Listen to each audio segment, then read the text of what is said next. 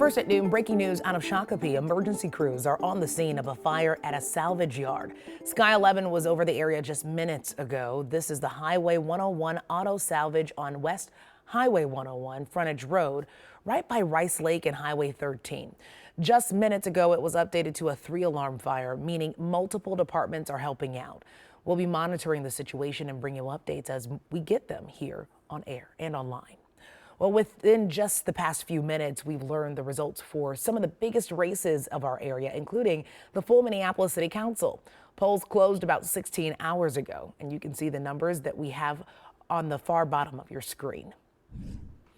The City of Minneapolis website shows that Katie Cashman reached the 50% threshold in District 7.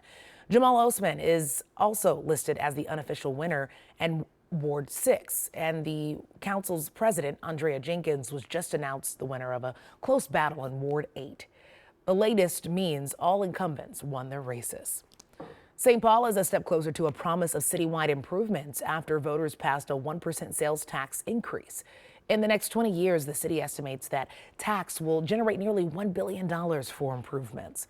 $738 million will go to repairing streets and bridges, and another $246 million going to parks and rec facilities. The taxes will impact both people who live in the city and visitors. Well, we are also continuing to track the St. Paul City Council race. Wards 1, 3, and 7 are still being counted with no first choice winners. Those are expected to come in later this week. And it was a big night in St. Louis Park after Nadia Mohammed became the country's first Somali American mayor.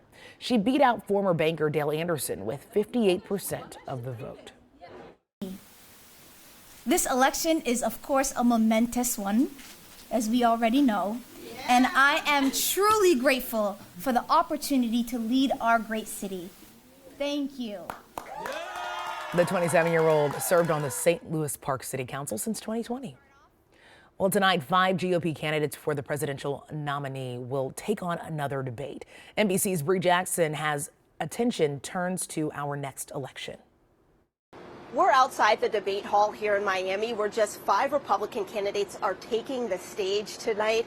And this could be a make or break moment for these GOP hopefuls who are hoping to distinguish themselves as an alternative to the frontrunner, former President Trump. Florida's own Governor Ron DeSantis, former UN Ambassador Nikki Haley, former New Jersey Governor Chris Christie, U.S. Senator Tim Scott, and businessman Vivek Ramaswamy have all qualified for tonight's debate.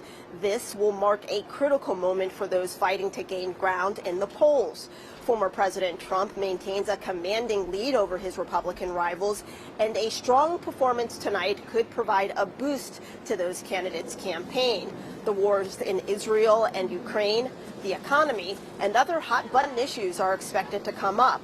Now, all 5 GOP hopefuls are hoping to seize on the absence of former President Trump, who says he will not attend any of the GOP primary debates. Tonight, the former president is opting to hold a rally nearby here in Florida at the same time as the Republican debate. In Miami, Bree Jackson, NBC News. Turning to weather, the November clouds are sticking around today, but our temperatures are still mild. Ben, I'm not mad at this. Yeah, you know what? It's nice to see these warmer temperatures. And guess what? It gets even warmer as we head into next week. But in the meantime, over the next 24, 48 hours, temperatures are actually going to take a little bit of a dip. Right now, you're looking at our radar satellite composite showing a couple of light showers and sprinkles basically from Owatonna down towards Albert Lee, down towards the Jackson area. But we do expect that to slide out towards the east as we head deeper into the afternoon, and brighter conditions as we wrap up the day today. Currently 46 degrees. Notice it's well into the 50s out across western and southwestern Minnesota. And we'll get a brief dose of warmer air today before, again, temperatures cool off as we head into Thursday and Friday.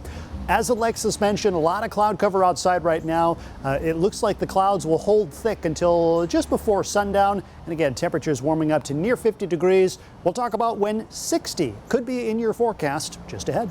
Ben, thank you. Today we know more about what happened before a Brooklyn Park shooting where 2 16-year-olds died. In the last 24 hours, a 16-year-old boy was charged in the Halloween shooting. Court documents say he told police one of the victims left a gun at his home and he went to return it. He told police that's when things escalated and he shot one of the victims. It's getting to a point where some kids are feeling comfortable that they feel that they need to have that peace to feel comfortable on the streets. And that's something that we are working hard to get upstream for. But that's the reality, is that there's a proliferation, and it's easy and it's inexpensive for youth to get access to these guns. Police believe the gun used in this incident is the same gun used in another shooting that happened back in July. A 15-year-old Harding High student is now facing assault and firearm charges after a gun was found in her backpack. St. Paul police were called to the school yesterday morning, where they met with the school security and discovered the weapon. The girl was arrested after struggling with an officer. If you're living in an older home in southeast Minnesota, help is on the way to make your house safer. The U.S. Department of Housing and Urban Development is sending nearly $4 million in grants our way to fix hazards like lead paint. The state's health department is sending the funds to 11 southeastern Minnesota counties. If you own or rent homes built before 1978, you're eligible.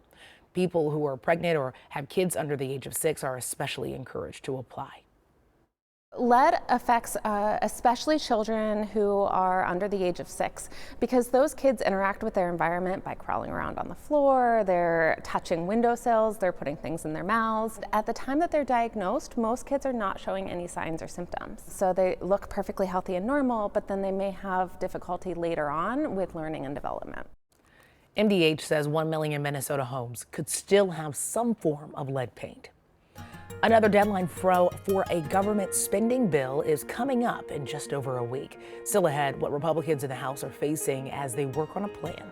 Plus, a popular holiday festival is now scrambling after someone cut a majority of their lights. How you can help.